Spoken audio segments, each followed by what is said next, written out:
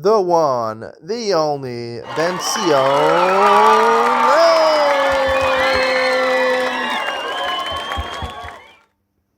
Welcome to Yeshiva YouTube Table Enabled. Today we're doing Simon Reish Mem Daled, Hilchos Shabbos 244. Eza malachas yachal ein Yehudi lasos b'adi Yisrael. Which malachas can a non-Jew perform for Yisrael? Normally, Amir la'akum is aser on Shabbos. You can't instruct a non-Jewish person to do a malacha for you. Now, I'm going to discuss today more on Ian to lean on what exactly is going on over here. There's no shlichus for a non-Jew, right? You can't set up a non-Jew to be a shliach for me, right? If I could, then if he does bishul for me, he cooks for me, that's doraisa, right? A shliach, right? A shliach who cooks for me, so then, it's like I did. There's no shlichus for a non-Jew. A shliach, he can't be a shliach, he can't be an emissary for you. We'll discuss Ian to lean on what he could be a shliach in certain regards, but not in other regards. We'll explain it. Let's get into it. Aleph posek adam imenu Yehudi al hamalacha v'kotes dam imenu Yehudi osa la'atzmo av b'yishu osa b'Shabbos mutter. Let's say I'm buying a suit or something like that, a custom-made suit. Hopefully I'll buy one soon. And I say, make a suit for me. I don't tell him how long he has to make it. Just make it for me. So a non-Jewish person, when he has the opportunity to do it, if he works on Shabbos, that's his own discretion. I didn't tell him to do that. That's not mir la'akum. But medvar amurim, when could he do it for you on Shabbos? But sinna, he does it in the privacy of his own house.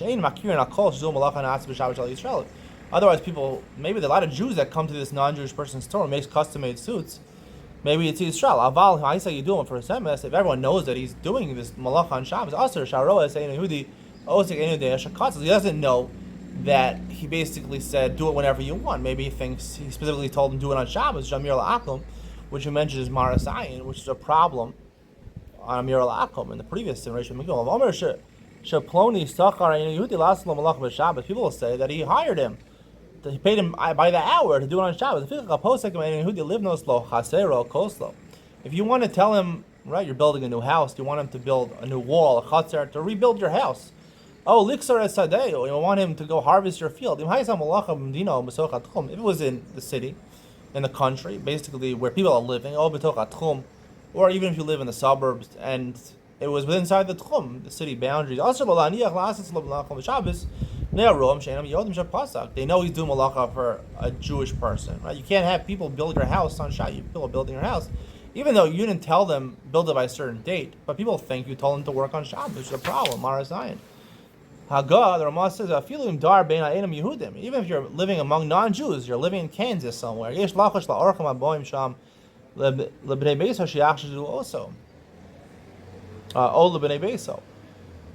word, even if you live in Kansas, your family is Jewish, they might see it. They might not know that the father of the house, right, was kotzet. He said, build it anytime you want. They think he said, build it on Shabbos, or there's guests that come. So you still have to worry about Marasayan. Let's say you live in the suburbs, and the malacha was done outside the city limits. There's no other city around. Because then, even though it's done in public, no one's going to come there. If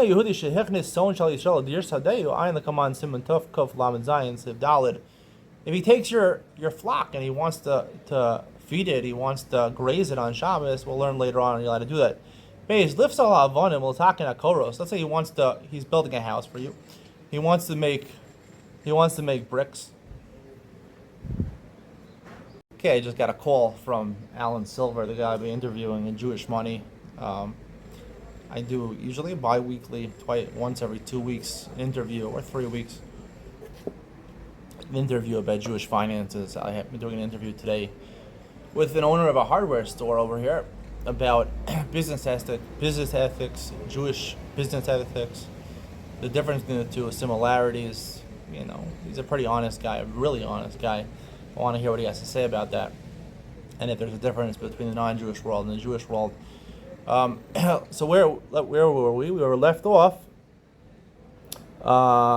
Base. Liv sol ha'avanim l'taken ha'koros. If you want to go ahead and you hire someone to build a house for you, and they're making the bricks, they're starting to make the bricks, or they want to make the beams, they want to fashion the beams. I feel even if it's in privacy of their own home, it's aser. Because once it's for the purpose of mechuber, purpose of being attached to the ground, bricks going to put on the ground the beams are going to attach into the ground, that's more stringent than things like a suit, which is metaltalin. If they did it on Shabbos, even if no one knows about it, in the privacy of their own home, you can't put it in your house. There are Rama says, Paskin like, that if it's not known that it's Yisrael, he's doing it in the privacy of the house, then it's technically mutter. We'll discuss in Ian Talina on why Mechuber is more stringent. Gimel, in Bano Enam Yehudi, in Bano Enam Yehudi Yisrael Bayis B'Shabbos Isser. Nachal lahachmir shlo yikansu bo. If they built an entire house for him on Shabbos in public. Now that we mentioned before in Civ Beis, we talked about if he did it in private, if he did it in public, right? So there's a chumrah not to go inside, not to live in that house. If he explicitly in the contract said, "Don't work, don't build my house on Shabbos," the non-Jew didn't listen to him. He did it nonetheless. Ein lachosh. You don't have to worry about that. You can definitely enter the house. I am the command Siman Tav Kuf Mem Gimel. Apparently, an entire house, right, which is really mechuber, right? It's the real estate over there. So even the Shulchan Aruch says, even though he said before, if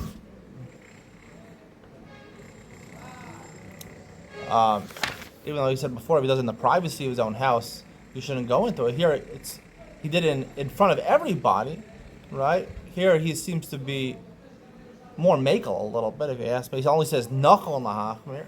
It's good to be machmir over here. Maybe in Civ Beis he was talking about. I don't know. He seems to be talking about Bayis and Yehudi. It's something I have to deal with in Ian to lean on. An entire house in front of everybody, right? Why is that nachol lahachmir? And in Civ Beis he says he does it in the privacy of his own home. Then really you shouldn't use it. Daled malacha for hesti afilu metaltalin can go in svina yiduli Yisrael dina k'malacha k'malachas mechuber. If it's done in public, so even if it's metaltalin, even if it's something which is not attached to the ground, like a boat, a yacht, that everybody knows is a Jewish one, dina k'malachas mechuber. It's like doing mechuber. As we said, mechuber attached to the ground is more stringent, right? If it's mechuber and it's mechuber, and it's in the privacy of his own home, no one knows he's doing it, which you said is okay. I'm sorry. Right, which says okay. If it's metaltalin and it's done for Heskia, you tell him to build a suit, bank a suit for you. He's doing it in his store, and everyone knows all his customers are Jewish. Then it's like mechuber, and it's nachon lahachmir not to use it. Hey, Msachar ena Yehudi l'shana l'shatayim. Let's say he hires him not indeterminately. He says, "I want you to make me a suit in 1 or 2 years." The non-Jew could do this. Like he said, if it was indeterminate, and he said for however long, he didn't give him a date. It's the same thing. 1 or 2 years is basically he does it whenever it's good for him. Again,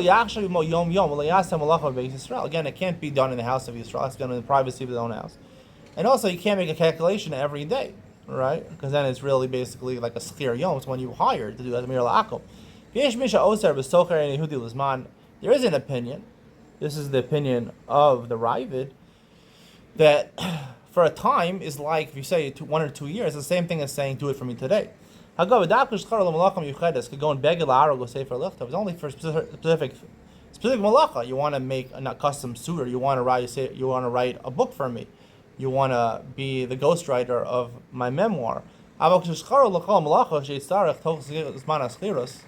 say you have a live-in maid. You have someone who's always doing malacha for you. Even though you say basically, you're always doing. You're here. You're my personal butler. Whenever I need you, I need you. So people will say that he told him to do it on Shabbos, even though basically, if I tell him to iron my shirt, he could iron on Sunday, but people will think that he told him to do it on Shabbos. Vav Yehudi akona meches, Yehudi lekabel meches b'Shabbos. I don't know how this is applicable. They talk about this a lot in the Gemara. You buy the rights for the taxes. You go to the government. That must be an unstable government. The government collects taxes. And a rich person says, I'll give you a good deal. I'll collect the taxes, and I'll pay you a large sum of money, which is probably more than the taxes itself are equal to it, because not everyone gives taxes. And the government's happy because they get the value of all the taxes, and this person has to go around collecting it. Maybe he gives a cheaper deal to this person, and this person who's collecting the taxes will try to get the better end of the deal. He pays less than maybe all taxes should be, and he tries to collect them all. And he wants to have a non-Jewish person go around collect it for him on Shabbos. Mutter. I'm sorry. Right, yes, mutter. You're allowed to do him. Who? Bekibolis. Right, as long as it's done in a way that's not a skir yom, not they say, I'm paying you by the hour, I'm paying you by the day. I say, collect for me 100 dinarim. He can collect it on Shabbos, collect it any day of the week, so therefore it's not like I told him to do it on Shabbos. You can do it for all the Shabbos. And he takes the profits for Shabbos. Again,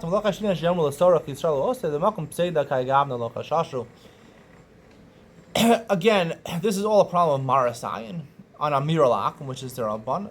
So therefore, a meches is worth a lot of money to collect the taxes of an entire country over here. So therefore, even though people know that you're in charge of the taxes, I hired someone for all the Shabbosos. When it's Seidah, Hefsid Meruba, and money, we're not worried about Marasayan.